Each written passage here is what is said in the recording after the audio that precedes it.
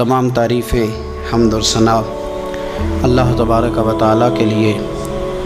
درود و سلام نبی اکرم نور مجسم شفیع معظم آقا کل ختم رسول دانا سبل محمد مجتبیٰ جناب حضرت محمد مصطفیٰ صلی اللہ تعالیٰ علیہ وسلم کی ذات والا صفات کے لیے حمد و صلات کے بعد قرآن مجید میں اللہ تعالیٰ نے کچھ قسمیں ارشاد فرمائی ہیں۔ اللہ بے نیاز ہے، اللہ تو کسی کی قسم نہیں نہ اٹھاتا، ہے ہی بے نیاز، لیکن کچھ قسمیں قرآن نے اٹھائی ہیں۔ ان میں سے ایک قسم اٹھائی اللہ تعالیٰ نے مکہ مکرمہ کی، فرمایا لا اقسم بہذا البلد، محبوب مجھے اس شہر کی قسم، کیوں وانت حل بہذا البلد، اس لیے قسم ہو کہ محبوب آپ اس شہر میں جلوہ فرما ہے۔ اللہ نے قسم اٹھائی۔ حرمین شریفین مکہ مکرمہ اور مدینہ طیبہ یہ عظمتوں والی جگہیں ہیں، ان جگہوں کو اللہ نے شانیں عطا فرمائی، ان کو اللہ نے مرتبے اور مقام عطا فرمائے، ان کو اللہ تبارک و تعالیٰ نے بڑے اعزازات سے نوازا ہے۔ حج نہیں ہو رہا اس دفعہ، دنیا سے زیادہ لوگ نہیں جا رہے، چاہیے تو یہ تھا کہ لوگ بڑا شوق پیدا کرتے، ذہن کے اندر خیال آتا کہ میں اپنی تڑپ کو بڑھاؤں، لوگ روتے دعائیں مانگتے، لیکن ہم کہتے ہیں خیر صلی اگلے سال چلے جائیں گے۔ میری تو رائے یہ ہے کہ یہ جو اس دفعہ حج عمرہ کچھ عرصے کے لیے نہیں ہو رہا تو اللہ تعالیٰ ہماری تڑپ بڑھانا چاہتا ہے، ذوق بڑھے، شوق بڑھے، خانہ کعبہ کے فضائل پڑھیں، مدینہ طیبہ کی عظمت کو سوچیں، نعتیں سنیں، وہ ذوق جو خاص کیفیت ہے اس کو پیدا کریں۔ نبی پاک صلی اللہ علیہ وسلم نے جو ہمیں فضیلتیں بیان کی نا مکہ مکرمہ کی اور مدینہ طیبہ کی، اس کی حکمت بھی یہ ہے کہ ہمارے دل میں شوق پیدا ہو کہ ہم نے اس جگہ جانا ہے، ہمارے دل میں تڑپ پیدا ہو، ذوق آئے ہمیں۔ دیکھیں نبی پاک علیہ السلام نے فرمایا جو نماز تم اپنے گھر کے اندر پڑھو گے ایک نماز کا اللہ تمہیں ثواب دے گا، جماعت کے ساتھ پڑھو گے تو 27 نمازوں کا ثواب، لیکن فرمایا وہی نماز اگر تم میری مسجد نبوی میں آ کے پڑھو گے تو اللہ 50,000 نمازوں کا ثواب عطا کرے گا، 50,000 نمازوں کا۔ اور مدینے والے حبیب فرمانے لگے وہی نماز اگر تم نے بیت اللہ میں آ کے پڑھی تو نماز ایک ہوگی، لیکن رب تمہیں 1,00,000 نماز کا ثواب عطا فرمائے گا۔ اب یہ فضیلت حضور نے بیان کی، فضیلت دیکھیں اللہ تعالیٰ کی رحمتیں ہر جگہ برستی، یہاں کب برسیں گی ہمیں کوئی پتہ نہیں، تقریر کے وقت، خطبے کے وقت، نماز کے وقت، دعا کب برسیں گی نہیں پتہ، لیکن خانہ کعبہ کا جو معاملہ ہے اور وہاں جو رحمت کا معاملہ ہے، ملا رومی فرماتے ہیں کہ خدا کی رحمت اگر تجھے اتنی مل جائے نا قطرے کے برابر بھی، تو سمجھ لے تیری دنیا بھی بن گئی اور تیری آخرت بھی بن گئی۔ اب میرے نبی پاک علیہ السلام کی حدیث سنیں، حضور فرماتے ہیں روزانہ بیت اللہ شریف پر اللہ کی 120 رحمتوں کا نزول ہوتا ہے۔ یا رسول اللہ کس وقت ہوتا ہے؟ فجر کے وقت، ظہر کے وقت، عصر کے وقت، طواف کے وقت، نماز کے وقت، کب؟ تو حضور نے طے کر کے بتایا، فرمایا 120 رحمتیں اللہ خانہ کعبہ پہ نازل فرماتے ہیں۔ یا رسول اللہ کب؟ فرمایا 60 رحمتیں تو ان پہ برستی ہیں جو بیت اللہ کا طواف کرتے ہیں، اور فرمایا 40 رحمتیں اس پر برستی ہیں جو حرم شریف میں نماز پڑھتا ہے، اور حضور فرماتے ہیں کچھ بھی نہ کرے بس بیٹھ کے کعبے کی زیارت ہی کرتا رہے، 20 رحمتیں تو اللہ اسے بھی عطا فرما دے۔ کتنی مقدس جگہ ہے، وہاں جانے کا ذوق، وہاں جانے کی تڑپ، وہاں جانے کا شوق۔ ان لوگوں سے تھوڑا سا شکوہ ہے جو کہتے ہیں جی میں نے جی بڑی راج راج کے زیارت کر لیا، بس راج گئے، ختم ہو گئی بات۔ سنو نبی پاک علیہ السلام نے 53 سال حیات ظاہرہ کے وہاں گزارے، 53 سال، لیکن جناب صدیق اکبر رضی اللہ تعالیٰ عنہ فرماتے ہیں قربان جاؤں جس رات میرے کریم محبوب علیہ السلام ہجرت کی رات مکہ مکرمہ سے نکل رہے تھے تو حضور پلٹ پلٹ کے بیت اللہ کو دیکھتے تھے، حضور پلٹ پلٹ کے دیکھتے تھے، اور پھر میرے محبوب کریم علیہ السلام نے پلٹ کے کعبے کی طرف دیکھ کے فرمایا بیت اللہ تو مجھے بڑا ہی پیارا ہے، تو مجھے بڑا ہی پیارا ہے، اے شہر مکہ تو مجھے بڑا ہی پیارا ہے۔ فرمایا اگر میری قوم مجھے پریشان نہ کرتی میں تجھے کبھی چھوڑ کے نہ جاتا۔ 53 سال رہنے کے باوجود بھی حضور کا بیت اللہ سے پیار، نبی پاک کی اس شہر کے ساتھ وابستگی، وہ دلچسپی، وہ ذوق، وہ شوق، وہ کیفیات، کیوں مان پڑتے جا رہے ہیں ہمارے جذبے؟ ہمارے سیاست کی باتیں روز ہونے لگی ہیں، بحثوں کی باتیں روز ہوتی، لیکن اپنا عشق مضبوط کرنے کی بات، آپ یقین کریں یہ جو عشق ہوتا ہے یہ بندے کو آزاد کر دیتا ہے، یہ بندے کو عشق آزاد کر دیتا ہے۔ اعلیٰ حضرت فرماتے ہیں اے عشق تیرے صدقے جلنے سے چھٹے سستے، جو آگ بجھا دے گی وہ آگ لگائی ہے۔ اور علامہ اقبال کہنے لگے اقبال سمجھاتے ہیں، وہ کہتے ہیں بجھی عشق کی آگ اندھیر ہے، اب مسلمان نہیں اب خاک کا ڈھیر ہے۔ کہتے ہیں بغیر عشق کے نا کوئی کام بھی، نماز بھی بغیر عشق کے پڑھی جاتی ہے تو کوئی مزہ ہی نہیں دیتی، بندے کہتے ہیں دل ہی نہیں لگتا۔ پیری مریدی ہے بغیر عشق کے ایسی رسم ہی ہے، ٹھیک ہے گزارا چل رہا ہے۔ قرآن شریف کی تلاوت ہے تو بغیر عشق کے کیسے کیفیات چلیں گی؟ اللہ رسول کے ساتھ پیار ہے تو کوئی دلچسپی نہیں، کوئی شوق نہیں، کوئی کیفیت۔ آپ یقین کریں کچھ بندوں پہ بندے کو تڑپ آ جاتی ہے، شوق آ جاتا ہے، یار یہ اس کو کیسے نکالیں، یہ کس طرح کا پیار کرتا ہے، آ کے بیٹھا رہتا ہے، چپ کر کے بیٹھا رہتا ہے، کہتا ہے جی کوئی کام نہیں بس 10 منٹ ملنا ہے۔ بندے کو اس بندے پر ویسے ہی پیار آ جاتا ہے۔ کچھ ایسے سنگی ہوتے ہیں جو آستانوں پہ 10 چکر لگا کے آتے ہیں، شکوہ نہیں کرتے کہ میں 100 دفعہ بھی آیا ہوں فلانے حضرت ملے نہیں، وہ وارفتگی ہے، وہ شوق ہے ہمارا۔ جب تک اللہ رسول کے ساتھ رشتہ عشق کا تھا، پیار کا تھا، ذوق کا تھا، درد کا تھا، خلوص کا تھا، آپ یقین کریں طبیعتیں جمی ہوئی تھی۔ نبی پاک نے نا ہمیں تکلیف میں رہ کے پیار کرنے کا درس دیا۔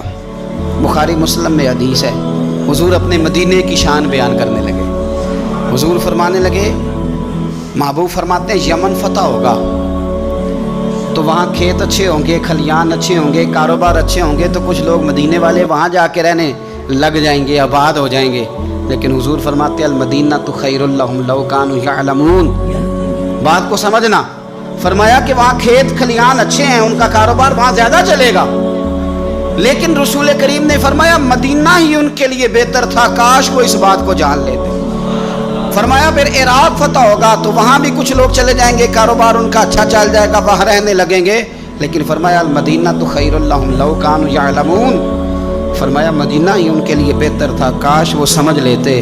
اور میرے نبی پاک علیہ السلام نے فرمایا جو مدینے میں ڈٹے رہیں گے اور مدینے کی تکلیفوں پر صبر کریں گے، اذیتوں پر صبر کریں گے، فرمایا اگر وہ گناہ گار ہوں گے مدینے میں رہنے والے تو میں قیامت میں ان کی سفارش کروں گا، اور اگر نیکوکار ہوں گے تو میں اللہ کی بارگاہ میں ان کی نیکیوں پر گواہ بن جاؤں گا، گویا میں ان کے ساتھ رہوں گا۔ مدینے کے ساتھ نبی پاک کی جو محبت ہے، حضور کا جو پیار ہے، جس رات میرے نبی پاک صلی اللہ علیہ وسلم مکہ مکرمہ سے نکل رہے تھے نا مدینہ طیبہ جانے کے لیے، تو حضور نے دعا فرمائی، کہا اے اللہ تو نے مجھے اس شہر سے نکالا جو مجھے بڑا ہی پیارا تھا، اے اللہ یہاں بڑی یادیں تھیں، بڑا پیار تھا، تو نے وہاں سے نکالا جو مجھے بڑا پیارا تھا، اے اللہ اب تو مجھے اس شہر میں داخل فرما جو تجھے بڑا پیارا ہے، وہاں داخل فرما جو تجھے بڑا پیارا ہے۔ مدینہ طیبہ کے لیے نبی پاک نے دعا فرمائی، کہا اے اللہ تیرے نبی ابراہیم علیہ السلام نے مکے کے لیے دعا کی تھی، میں مدینے کے لیے دعا کرتا، اللہ مدینے میں دگنی برکت عطا فرما۔ اللہ کے محبوب علیہ السلام کی خاص دلچسپیاں مدینہ طیبہ کے ساتھ۔ مدینے والوں نے نہ حکمرانی نہیں کی، تو حضور نے پہلے کہہ دیا تھا خلیفہ قریش میں سے ہوگا، لیکن حکمرانی نہیں کی، غلامی کی۔ مدینے والوں نے نبی پاک کے دروازے کی گدائی کی، مدینے والے ہر میدان میں حضور کے سامنے کھڑے ہوئے دشمن کے مقابلے میں، مدینے والوں نے پیار کیا۔ اس لیے میرے نبی پاک علیہ الصلوۃ والسلام نے فرمایا اگر لوگوں کے 2 گروہ ہو گئے، 2 لائنوں میں لوگ چلنے لگے، ایک لائن ادھر چل رہی ہے ایک ادھر چل رہی ہے، تو حضور فرماتے ہیں میں تو اس لائن میں چلوں گا، اس قطار میں چلوں گا جس میں مدینے کے لوگ چل رہے ہوں۔ انصار مدینہ کے ساتھ حضور کا پیار، اس شہر کے ساتھ حضور کی دلچسپیاں، پیار دیکھیں نا، بندہ جب اپنے گھر واپس لوٹ کے آتا ہے تو شوق ہوتا ہے ذرا جلدی سے نا گھر پہنچ جاؤں، ذرا تھوڑا جلدی چلا جاؤں۔ کئی سفر سے آئے، صحابہ فرماتے ہیں کہ جب نبی پاک کسی جنگ سے، جہاد سے، سفر سے لوٹتے، مدینے کی عمارتیں نظر آتی تو گھوڑا تیز کر لیتے،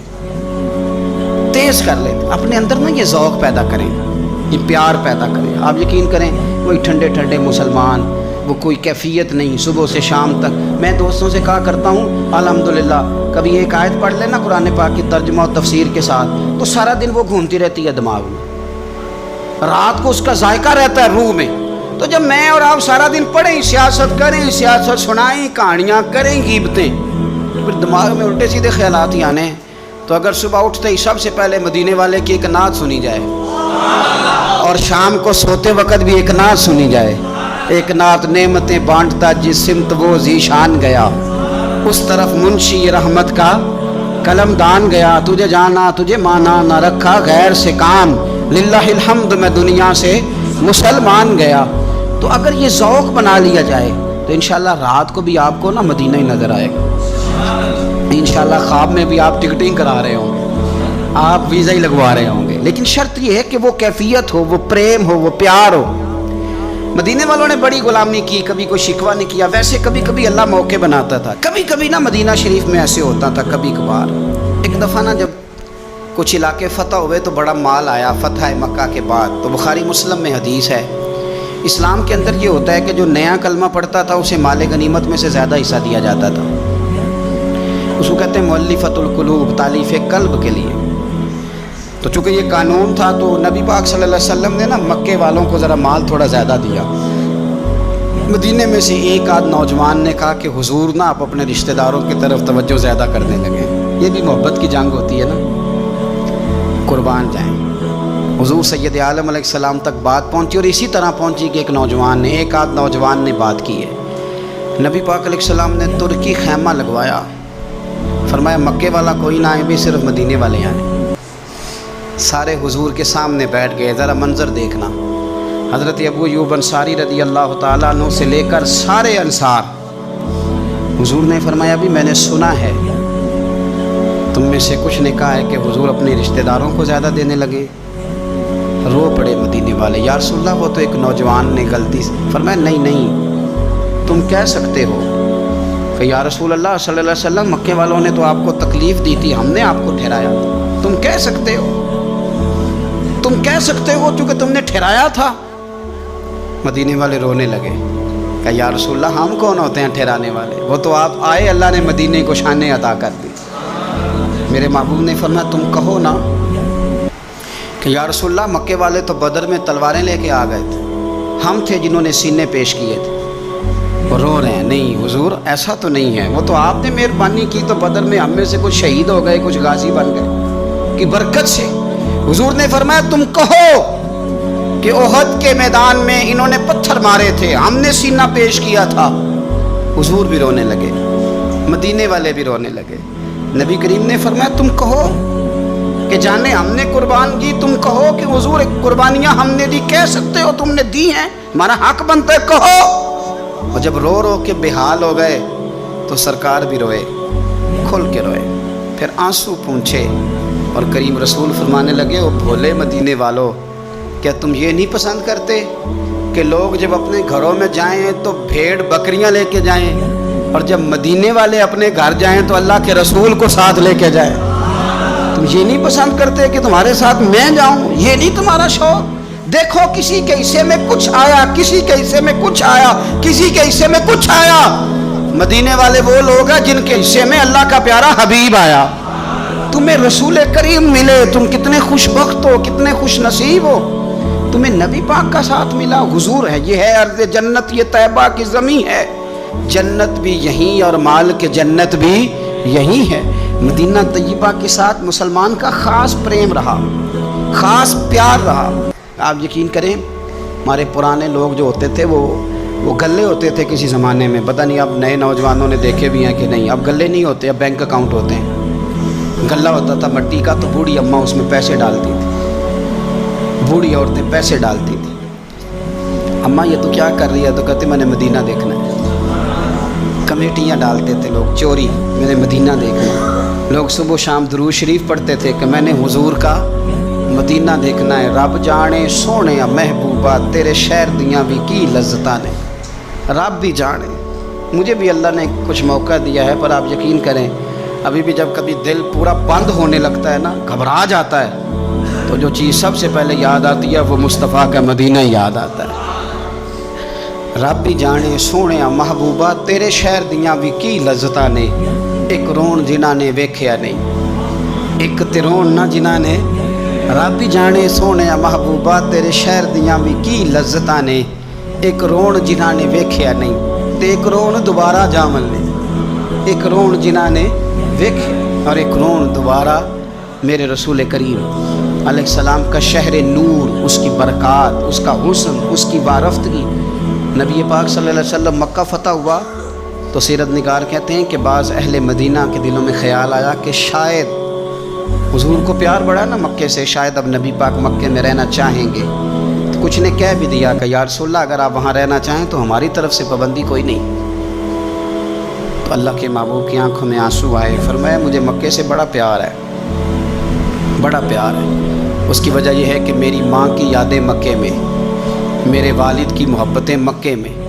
فرمایا بڑا پیار ہے مجھے مکے سے، میں یہاں ختیجہ کو بیاہ کے لایا تھا جہاں میری بیٹیاں پیدا ہوئی تھیں، یہاں میں نے بڑا کچھ دیکھا، مجھے بڑا پیار ہے۔ اور ہوتا بھی ہے، جو اپنا علاقہ ہوتا ہے نا، اپنا دیش، کسی شاعر نے کہا تھا دیش سے آنے والے بتا یاران گلستاں کیسے ہیں، پیار ہوتا ہے اپنے علاقے سے۔ تو حضور نے فرمایا مجھے مکہ بڑا ہی پیارا ہے، بڑی محبت ہے، لیکن مدینے والوں اب فیصلہ کر لیا جینا بھی تمہارے ساتھ ہی ہے، اور دنیا سے جانا ہے تو قبر بھی مدینے میں ہی بنے گی۔ اور حضور فرمانے لگے جب قیامت میں اٹھوں گا تو قبر بھی مدینے سے ہی کھلے گی۔